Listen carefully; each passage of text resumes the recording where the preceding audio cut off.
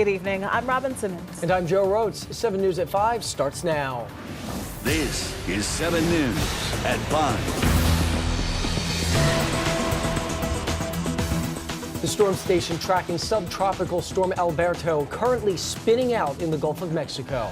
It is expected to gain strength. A cone of concern has it heading toward the Gulf Coast, and parts of North Florida could be in Alberto's path. But South Florida not being spared. Rounds of wet weather bringing us a weekend washout. That storm already proving to be a real rainmaker, and you know it, and the potential for flooding is a serious concern.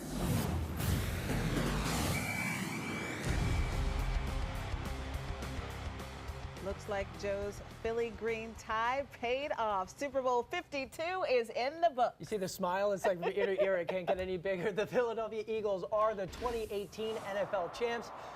Look at that crowd in Philadelphia. Unbelievable. People storming the streets. They're inside bars, obviously. What a place to be right now.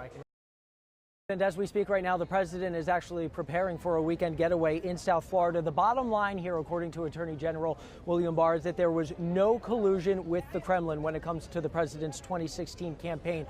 Confusion here as agencies try to figure out this escalating immigration issue here in the Lone Star State, trying to figure out how to reunite these migrant children with their parents. Meanwhile, the White House clashing with those agencies. Ileana Ros-Lehtnant's arrival here to Washington, D.C. was a historic one. She was the first Cuban-American elected to Congress and the first Republican woman elected from Florida. We're going to be in our coverage with Democrat Andrew Gillum. Joe Rhodes is in a rainy, downpour of Tallahassee right now. Joseph? Yeah, I'm sure this is not the weather that the Gillum camp was hoping for as they held this event outside here tonight.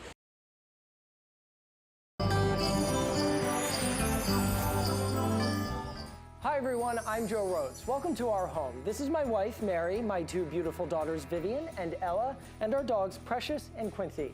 Today we're going to be making a family favorite, chocolate chip pumpkin cookies. Let's get to the kitchen. So the first thing we're going to do is add a couple of the ingredients together. I'll start with the shortening. And then we will add the sugar in, and then we will cream them together. Next, we add the eggs. Next, we're going to add in vanilla. And then we'll spoon in the pumpkin. Next, we add the dry ingredients. We're going to start with the flour. We can also add salt, baking powder, and baking soda. We have them mixed together just to make it easier to put all in at once. And finally, we'll add some cinnamon with a pinch of nutmeg.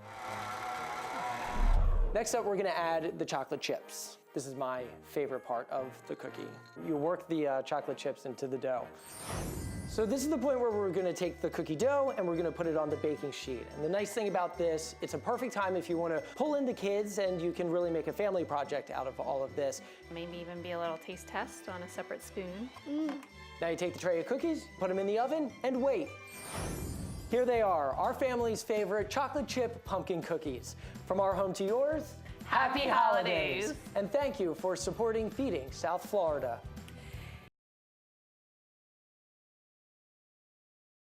Streets are swamped in some parts of South Florida, and drivers have to take it slow. The night team's Joe Rhodes live in Hollywood. He's got more on this. Joe? Yeah, and Belkis, the good news is that today the city turned on the water pumps to get some of the water off the streets and out of neighbors' yards here. So you can see we're dealing with a little more of a clear situation. But now neighbors are left with this here behind me, massive trees and a lot of damage. And as you can see, it is going to be a big cleanup effort. From falling trees to being underwater. Parts of Hollywood still feeling the wet effects of Hurricane Irma on Monday. A driving tour off Hollywood Boulevard near the bridge shows several inches of water still sitting on the roadways and near the front door of some homes. This is extra high water. I'm sure some people had some damages inside the house. I think this is from a surge. That's my guess, but it's sad. And it's sad when you go further north from here, too. There's a lot more water in this low lake area. Halfway up the driveways to the older houses that are a little lower, it's almost at the door, but it's not in the door yet. People are trying to make the best of a few days without power, biking through the waters or a quick paddle after being kept inside over the weekend.